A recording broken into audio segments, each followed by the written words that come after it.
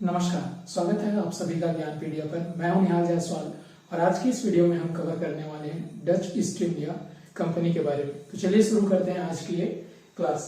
तो सबसे पहली चीज, जैसे कि हमने पिछले वीडियो में पढ़ा था कि यूरोपीय कंपनियां आई थी और उन यूरोपीय कंपनियों में हमने पुर्तगाली कंपनी के बारे में पहले ही पढ़ लिया है। इस वीडियो में हम डच ईस्ट इंडिया कंपनी के बारे में चर्चा करेंगे। तो डच ईस्ट इंडिया कंपनी आखिर भारत क्यों आई, पहली चीज होती है।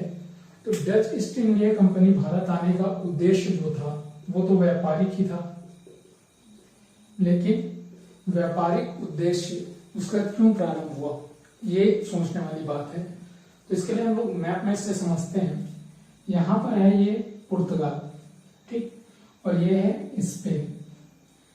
पुर्तगाल की राजधानी थी लिस्बन और स्पेन की राजधानी जिसे मैड्रिड कहा जाता है, ठीक। और इस स्पेन का इस पुर्तगाल पर और यहाँ पर यदि हम लोग जाएंगे तो यहाँ है नीदरलैंड, इन दोनों पर क्या था, स्पेन का शासन था। अब जैसे ही स्पेन की शक्ति कमजोर हुई तो इसका जो शासन था वो नीदरलैंड से हट गया। अब नीदरलैंड वालों को भी क्या करना था, व्यापार करना था। तो प्रारंभ में क्या करते थे कि जो पुर्तगाल की राजधानी थी लिस्बन, यहां से क्या लेते थे, मसाला लेते थे और यहां जिसे हम लोग कहते हैं इंग्लिश चैनल, इसके माध्यम से अपने देश में क्या लेते आते थे, मसाले ले जाते थे या व्यापार की चीजें ले जाते थे और इसे यूरोप के अन्य देशों में क्या करते थे, बेचते थे और इससे ये लाभ प्राप्त करते थे। और इस लाभ से इन्होंने क्या किया कि अपनी जो नौसेना शक्ति थी,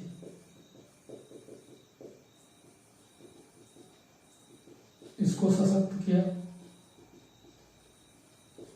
इसके अलावा इन्होंने जहाजरानी उद्योग में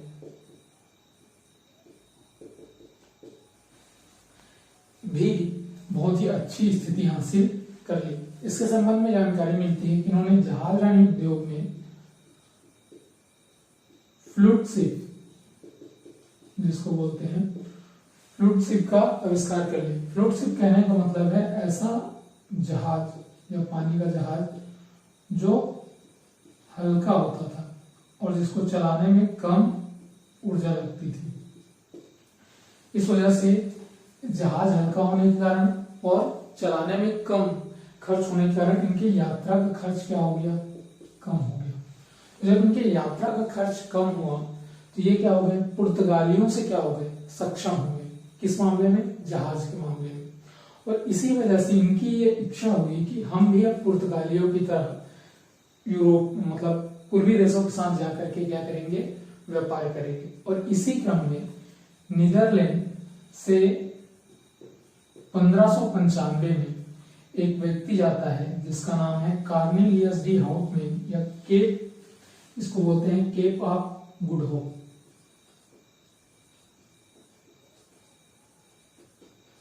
इसी की खोज बार्थोलोमेओ डियाज ने की थी, ठीक। इस रास्ते से होकर के ये मसाला की द्वीप जिसको बोला जाता है सुमात्रा, ठीक, इंडोनेशिया जहां पर पहुंचता है ये, तो यहां पर यह सुमात्रा और जावा जो कि मुख्यतः इंडोनेशिया वाले क्षेत्र के अंतर्गत आते हैं, वहां पहुंचता है। और यहां जाकर ये क्या करता है, मसालों का व्यापार करता है,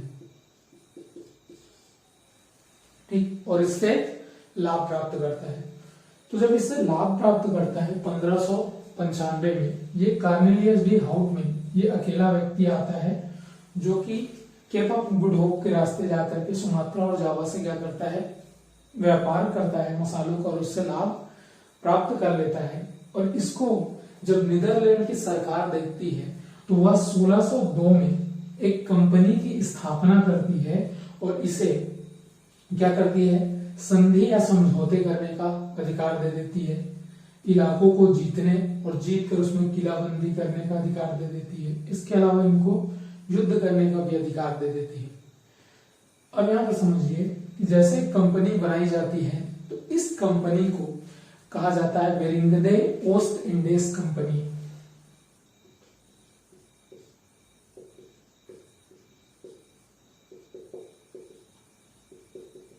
ओस्ट इंडियस कंपनी, इसका नाम रखा जाता है। और इसको याद रखेंगे कि ये जो कंपनी थी ये एक प्रकार की सहकारी कंपनी थी, ठीक है। और सहकारी कंपनी होने का मतलब है कि इसमें सरकार का भी और प्लस में वहां की जनता जो थी वो इसमें शेयर धारक के रूप में हो सकती थी, ठीक। ये सहकारी कंपनी थी और इसका वर्णन हमको पुर्तगाली दस्तावेज में 1722 के एक दस्तावेज है कार्टेज व्यवस्था के रूप में इसमें मिलती है। ये याद रखिएगा, पुर्तगालियों में जो कार्टेल लागू किया था वो नहीं है, ये है कार्टेज, ठीक। अब यहाँ पर सरकार और जनता दोनों से मिलकर के एक कंपनी बनी हुई थी, इसलिए इसको सहकारी कंपनी या इसी को कहा जाता है।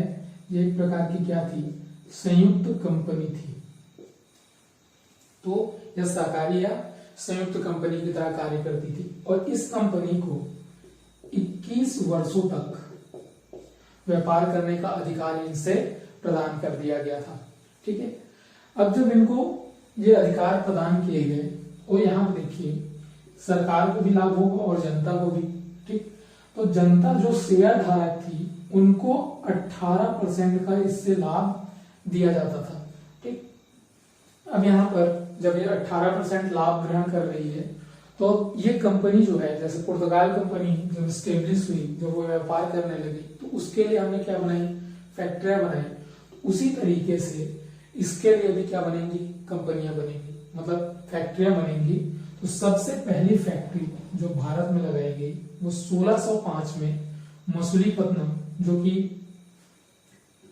मसूलीपट्टनम ये वाला जो क्षेत्र है, ठीक, आंध्र प्रदेश वाले एरिया में ही के आसपास है, तो इसको कहा जाता है मसूलीपट्टनम।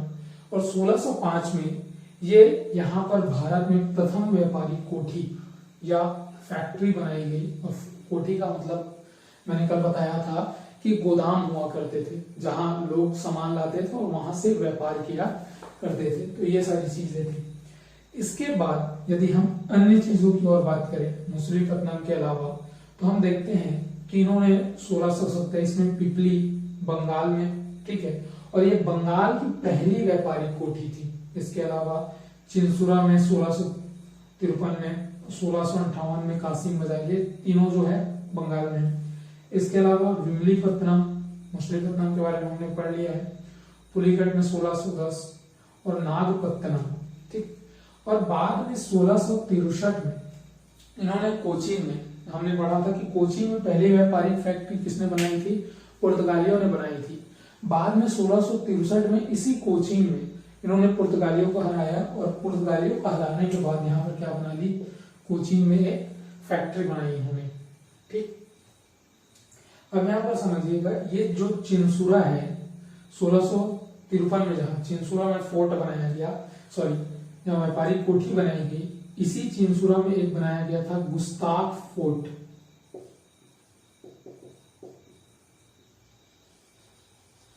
तो याद रखेंगे कि 1653 जहां चिंसुरा की बात की जा रही है, तो कहां पर फोर्ट का निर्माण किया गया था, तो गुस्ताख फोर्ट का निर्माण किया गया था। किसके द्वारा किया गया था, तो डच कंपनी के द्वारा किया गया था। इसके अलावा कोचीन में फोर्ट विलियम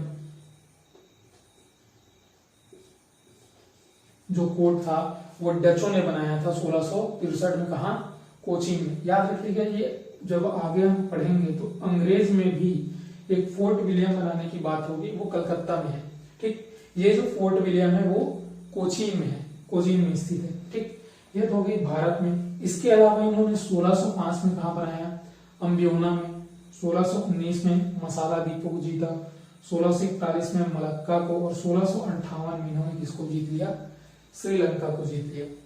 याद रखेंगे यहाँ पर जो है पुलिकट, सूरत, मछलीपट्टनम और नागपट्टनम जो थे वो बेसिकली डचों के द्वारा उपयोग किए जाने वाले क्या थे, बंदरगाह थे, ठीक। अब इसके बाद बात आती है कि इनके संबंध में, जैसे हमने डचों में पढ़ा था कि उनकी प्रमुख बातें क्या थी, इसमें प्रमुख बातें यदि बात की जाए तो पहला, ये जो थे, ये हमने देखा कि ज्यादातर जो चीजें हैं वो ये फैक्ट्री कहाँ बना रहे हैं, भारत के पूर्वी, मतलब ये वाले एरिया में, पूर्वी क्षेत्रों में क्या कर रहे हैं, अपनी व्यापारिक कोठियां बना रहे हैं। इसका कारण यह था कि पहली चीज इन्होंने इंडोनेशिया या मसाला द्वीप पे क्या किया, अधिकार किया। और मसाला द्वीप में तो यहां से इनको क्या पड़ता थी, ये नजदीक पड़ता था और आवागमन की सुविधा यहाँ पर अच्छी थी, समझ लीजिए दोनों के बीच, तो दोनों क्षेत्रों को मेंटेन करना यहाँ पर आसानी थी। और यहीं पर एक केंद्र था जिसका नाम था बाटविया, 1619 में जकार्ता वाला क्षेत्र में जो था उसको उसमें जीता और 1619 में इन्होंने बाटविया नामक केंद्र बनाया। तो याद रखिएगा ये बाटविया वही केंद्र है जो इनका मुख्यालय हुआ करता था और इसी मुख्यालय में, मतलब जो बाटविया था, इसी के प्रति भारत के जितने भी व्यापारिक कोठियां या भारत में जो डच थे वो इसी बाटविया केंद्र के प्रति क्या थे, उत्तरदायी हुआ करते थे।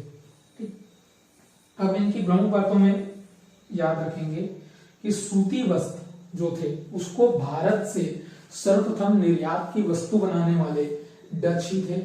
इसके अलावा इन्होंने नील और सोरा, ठीक, नील जैसा कि जानते हैं कि हम रंगों, मतलब रंग रोगन में उसका उपयोग किया जाता था कपड़ों को कलर करने के लिए, और अभी अंग्रेज शासनकाल में पढ़ेंगे तो उसमें नील विद्रोह भी आएगा। ठीक, यहाँ पर नील का मतलब समझ गए होंगे आप। सोरा जो होता है ये जो है बारूद बनाने में काम आता है। ठीक, बारूद बनाने में काम आता है। इसके अलावा एक पैगोडा सिक्के ये जारी किए गए करते थे, ये एक सोने का सिक्का हुआ वो करता था जिसको ये नागपत्तनम वाला जो क्षेत्र है इस क्षेत्र से क्या किया करते थे, इसको जारी किया करते थे। अब इन सब के कारण, मतलब इतनी सारी चीजें उनके बारे में, ठीक, लेकिन फिर भी जो डच हैं उनका पतन क्यों हो गया। ठीक, तो डच के पतन का एक कारण तो ये रहा कि इन्होंने भारत से ज्यादा क्या इंडोनेशिया के मसाला द्वीप पर क्या किया, ध्यान अपना केंद्रित किया। इसके नाम से भारत में उतनी ज्यादा देर तक टिक नहीं पाए। दूसरा देखेंगे कि 1600 में यहां पर आ जाएंगे अंग्रेज, और अंग्रेज जो थे उनकी नौसेना जो शक्ति थी वो ज्यादा थी डचों के मुकाबले में, तो ये नौसेना शक्ति का मुकाबला ये इतने नहीं कर पाए। और हम देखेंगे कि इसी क्रम में इन्होंने 1759 में जो होगा बेदरा का युद्ध हुआ, और इस बेदरा के युद्ध में डच जो है अंग्रेजों से क्या हो जाएंगे, पराजित हो जाएंगे। इस बेदरा के युद्ध में जो अंग्रेजों का जो सेनापति था वो था क्लाइव। क्लाइव की युद्ध नीति बहुत ही ज्यादा स्ट्रांग थी, इस वजह से बेदरा के युद्ध में क्या होता है, डच पराजित हो जाते हैं और उनका भारत से पतन हो जाता है। ठीक, हमको याद रखना, ये सारी चीजें जो है महत्वपूर्ण तत्वों में याद रखना है। 1741 में कोलाचिन का युद्ध हुआ था। ठीक, ये डच, ये सारी चीजों को याद रखना है। इसके अलावा हमको एक और फैक्ट याद रखना है, अन्य महत्वपूर्ण तत्वों में याद रखेंगे। इनके बीच हुआ था 1741, केरल के शासक मार्तंड वर्मा जो थे उन्होंने डचों को क्या कर दिया था, कोलाचिन का युद्ध हुआ और केरल से इनकी सत्ता क्या कर दी थी, समाप्त कर दी थी। तो केरल से ये डच कोलाचिन और से हुआ। केरल के शासक 1741 मार्तंड वर्मा ने उनको पराजित किया। यदि भारत से पूछा जाए, इनके बीच हुआ साला और जो था केरल के शासक मार्तंड वर्मा जो थे, इसलिए भारत ने डचों को क्या करना ज्यादा वो लाभ पराजित कर दिया था और केरल से इनकी सत्ता अंग्रेजों की नौसेना समाप्त कर दी थी। क्या केरल से यदि पता पूछा जाए तो कोलाचिन लड़ नहीं पाए उनसे ठीक तरीके से 1741 में मार्तंड वर्मा ने इस वजह से पराजित किया। भारत से पूछा जाए बेदरा मसाला में रॉबर्ट इंडोनेशिया पर ज्यादा ध्यान केंद्रित कौशल, इसलिए भारत से उसके उतना ज्यादा वो लाभ नहीं ले पाए। दूसरा अंग्रेजों की नौसेना से आपको अच्छे से क्या कर गए, जिनको लड़ नहीं पाया गया उनसे तरीके से कमेंट ये युद्ध नहीं कर पाए। इस वजह से समझिए कि ये और 1759 आपको कैसे लगे बेदरा के युद्ध में रॉबर्ट क्लाइव का जो